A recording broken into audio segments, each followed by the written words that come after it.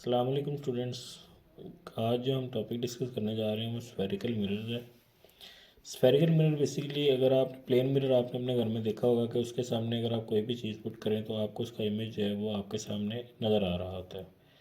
तो spherical mirror हमारे पास ये स्फेयर शेप में होते हैं कि एक स्फेयर कंप्लीट अगर आप कंप्लीट करें तो इस शेप में ये मिरर हमारे पास होते हैं।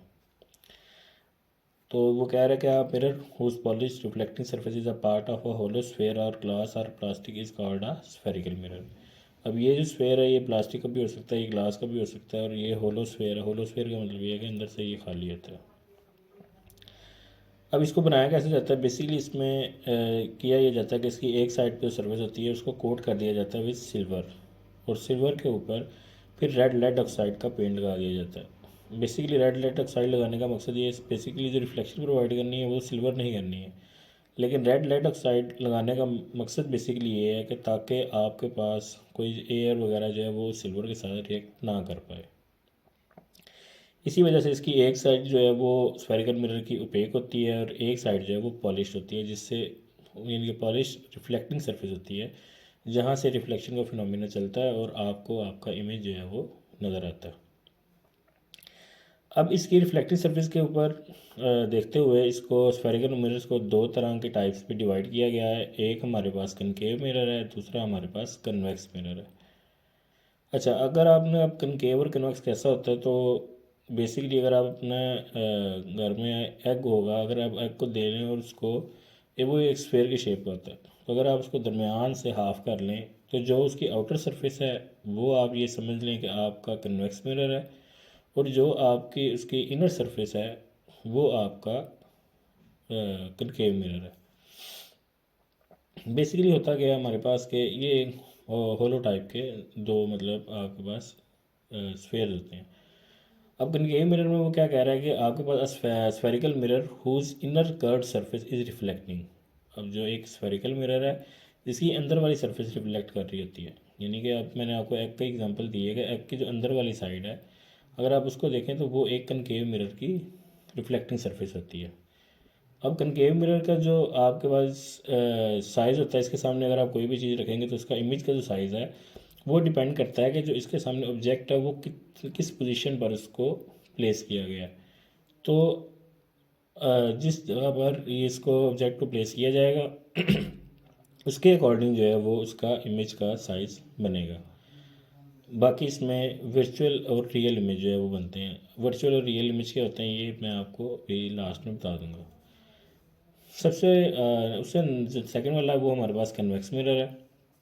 कन्वेक्स मिरर मैंने भी आपको बताया कि इसकी जो आउटर सरफेस होती है वो पॉलिश होती है, यानी कि इसके जो एग मैंने आपको एग्जांपल दिया है कि एग के अगर आप बाहर वाली सरफेस की बात करें तो जिस तरह वो एक स्फेयर बन रहा होता है, कर्व्ड सरफेस बन रही होती है, तो वो आपकी कन्वेक्स मिरर की सरफेस होती है।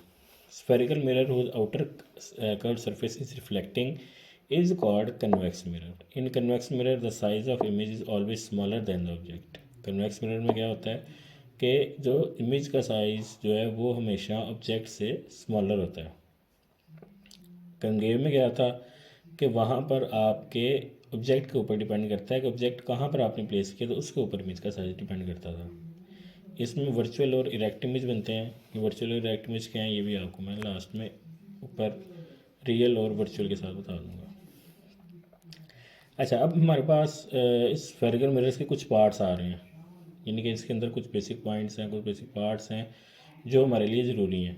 अब आपने ऊपर दो डायग्राम आपको नज़र आ रही होंगी। एक फर्स्ट वाला हमारे पास कनकेव मिरर है, ये जिसकी आपको ये इनर सरफेस जो है ये कर्व नज़र आ रही है, और ये हमारा कन्वेक्स मिरर है जिसकी आपको आउटर सरफेस जो है ये कर्व नज़र आ रही है।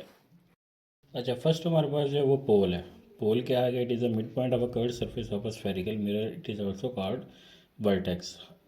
अब आपके पास ये एक आपकी कर्व्ड सरफेस है, इसका जो सेंटर पॉइंट है उसको हम पोल कहते हैं, और ये किसी भी जो स्फेरिकल मिरर है चाहे वो कनकेव है या कन्वेक्स है दोनों में है, और इसको हम इसका दूसरा नाम जो है वो वर्टेक्स भी। नेक्स्ट हमारे पास सेंटर ऑफ कर्वेचर सी है। सेंटर ऑफ कर्वेचर सी हमारे पास क्या होता है कि वो हमारे पास आपको ये आपका एक अगर हम इसकी इमेजिनरी लाइन ड्रॉ करें तो ये हमारे पास एक सर्कल बन रहा है। अब इस सर्कल का जो है ना आपको पता है कि किसी भी सर्कल का एक सेंटर होता है, तो इसका जो सेंटर हमारे पास बन रहा है इस पॉइंट को हम कहते हैं centre of curvature C. Next हमारे पास रेडियस ऑफ कर्वेचर है। आपको यहाँ पर एक पॉइंट आर नज़र आ रहा होगा, ये आर लिखा हुआ। तो ये आर बेसिकली क्या है, ये रेडियस ऑफ कर्वेचर है। रेडियस ऑफ कर्वेचर आपको पता है कि किसी भी सर्कल का एक जो होता है वो सेंटर पॉइंट से लेकर एच तक का जो डिस्टेंस उसको रेडियस कहा जाता है। तो इसका भी जो हमारे पास ये जो सेंटर से लेकर यानी कि सी पॉइंट से लेकर एच तक का जो डिस्टेंस है ये आर है, और ये किसी भी पॉइंट पे हम ले सकते हैं। जो नेक्स्ट हमारे पास है वो प्रिंसिपल एक्सिस है। प्रिंसिपल एक्सिस बेसिकली इस सेंटर पॉइंट जो सी यहाँ से लेके और ये हमारे पास जो इसका वर्टेक्स यानी कि जिसको हमने पोल कहा है यहाँ तक का जो डिस्टेंस है ये इसको हम प्रिंसिपल एक्सिस कहते हैं। और प्रिंसिपल एक्सिस हमारे पास हमेशा इस सेंटर पॉइंट सी से लेकर स्ट्रेट इस पोल तक का ही ड्रॉ होगा।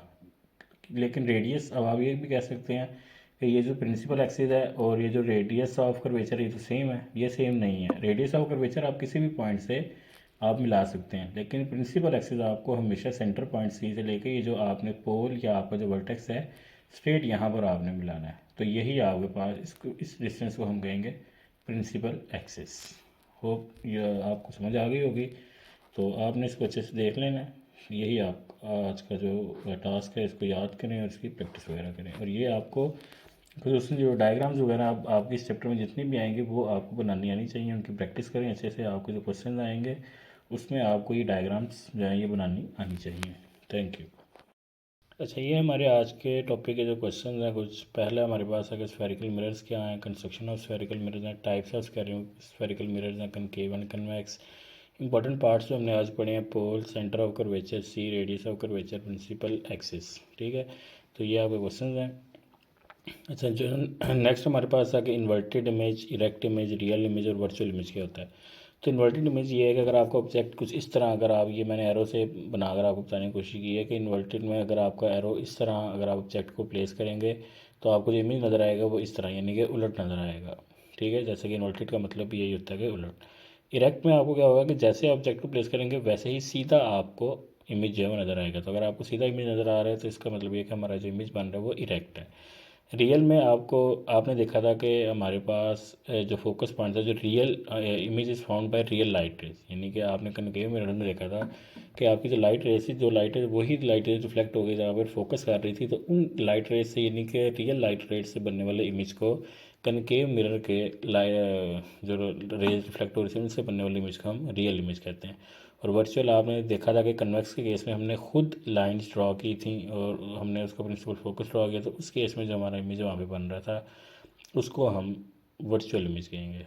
तो इस केस में हमारे पास रियल लाइट रेज वाला image real image, virtual light rays वाला इमेज वर्चुअल इमेज होगा। तो